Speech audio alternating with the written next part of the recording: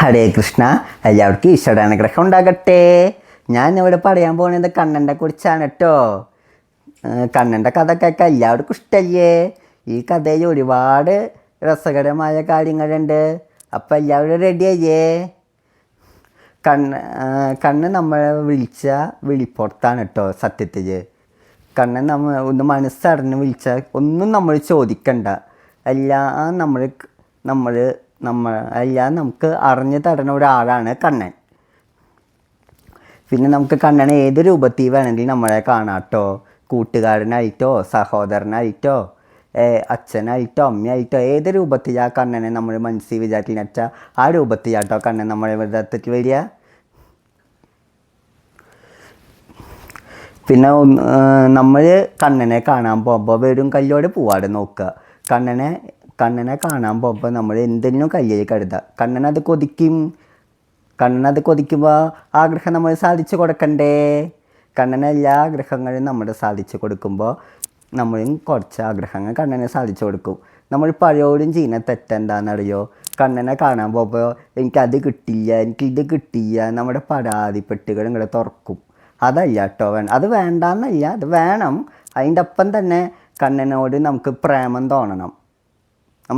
നമുക്ക് പ്രേമം തോന്നാറില്ല ആൾക്കാരോട്, അതേപോലെയാണ് നമുക്ക് കണ്ണനോടും തോന്നണം. നമ്മൾ കണ്ണന് എന്താ വേണ്ടേ, കണ്ണന് വേദനിച്ചോ, കണ്ണന് ഏതാ കണ്ണന് ഇഷ്ടം എന്ന് ചോദിക്കണം കണ്ണനോട്.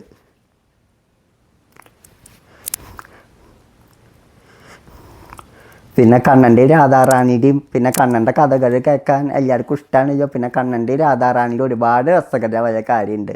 കണ്ണനെ നമ്മൾ വിചാരിച്ചാലേ കണ്ണൻ ഭയങ്കര കുടുക്കുക. കുസൂതി എന്ന് പറഞ്ഞാൽ പോടാ, കുസൂതിയുടെ കുടിക്കുക. കുറുമ്പിൻ്റെ ആശാനാണ് കണ്ണൻ. ആ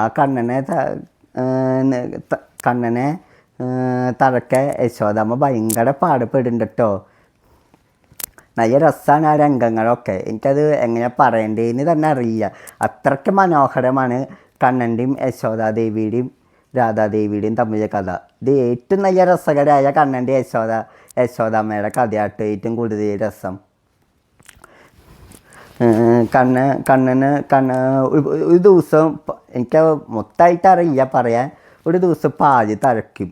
അപ്പോൾ കണ്ണനെ ശ്രദ്ധിക്കാണ്ട് പാല് നോക്കാൻ പോകും. അപ്പോൾ എന്നെക്കാട്ടും വലുത് പാലാണ് എന്ന് വിചാരിച്ച് അവിടെ തട്ടി കഴിഞ്ഞ് പാല് മൊത്തം കഴിയും. അപ്പോൾ യശോദാദേവി അയ്യോ എൻ്റെ പാലൊക്കെ പോയി. അപ്പോൾ കണ്ണനെ നല്ല പെട കൊടുക്കുകയും കെട്ടിയിടുകയും ഒക്കെ ചെയ്തു. കണ്ണൻ ആ ഉടയെ വരച്ചുകൊണ്ട് ലോകം മുഴുവൻ സഞ്ചരിക്കും. ഇതാട്ടോ കണ്ണനൊരു കാര്യം വിചാരിച്ചാൽ കണ്ണൻ അത് നടത്തിയിരിക്കും ചോട്ടാ. അതാണ് കണ്ണൻ്റെ സ്വഭാവം. പിന്നെ എൻ്റെ വീഡിയോ ഇഷ്ടപ്പെട്ട എല്ലാവരും ലൈക്ക് ചെയ്യുക, സബ്സ്ക്രൈബ് ചെയ്യുക, കമൻറ്റ് ചെയ്യുക കേട്ടോ. ബായ്. പിന്നെ കണ്ണനും രാധാറാണി തമ്മിൽ ഭയങ്കര പ്രേമമാണ് കേട്ടോ. പ്രേമം എന്ന് പറഞ്ഞാൽ പോരാ, അത്രയ്ക്ക് നല്ല ഇഷ്ടമാണ്. കണ്ണന് രാധാറാണി ഇല്ലാണ്ട് ഇരിക്കാൻ പറ്റില്ല, രാധാറാണിക്ക് തിരിച്ചും അങ്ങനെ തന്നെ. കണ്ണന് ഇല്ലാണ്ട് ഇരിക്കാൻ പറ്റില്ല. രണ്ടാൾക്കും പിരിയാന്ന് പറഞ്ഞാൽ വിഷമമുള്ള കാര്യമാണ്. രണ്ടാളുടെയും മനസ്സ് ഒന്നാണ്. രണ്ട് മനസ്സ് ഈയോടി തമ്മിലെ കല്യാണം കഴിക്കുമല്ലോ. അതുകൊണ്ടാണ് കണ്ണനും രാധാറാണിയും തമ്മിൽ വിവാഹം കഴിക്കാതെ ഇരുന്നിട്ടോ. പിന്നെ കണ്ണനും രാധാറാണിയും തമ്മിൽ വളരെയധികം ഇഷ്ടമാണ്.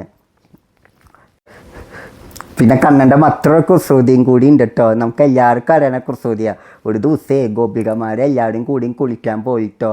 അപ്പോൾ അവരുടെ വസ്ത്രം കണ്ണൻ മോഷ്ടിച്ചു.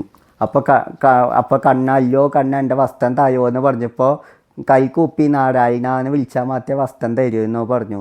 ഇതാട്ടോ നമ്മുടെ കണ്ണൻ. എല്ലാവർക്കും കഥ ഇഷ്ടപ്പെട്ടെങ്കിൽ ലൈക്ക് ചെയ്യുക, സബ്സ്ക്രൈബ് ചെയ്യുക, കമൻറ്റ് ചെയ്യുക. ബായ്.